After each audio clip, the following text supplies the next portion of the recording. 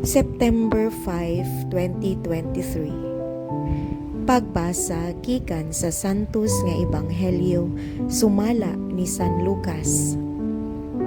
Unya miadto si Jesus sa Capernaum o sa kalungsod sa Galilea, diin nagtudlo siya sa mga tao sa adlaw nga igpapahulay.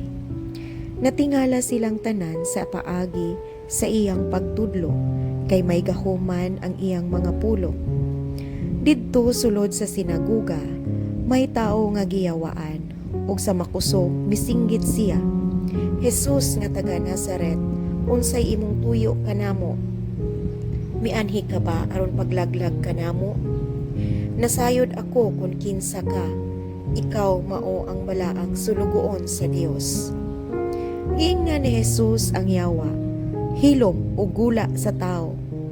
Gilamba sa yawa ang tao sa atubangan nilang tanan, ug unya migula siya nga wala unsaa ang tao bisag tiyotay.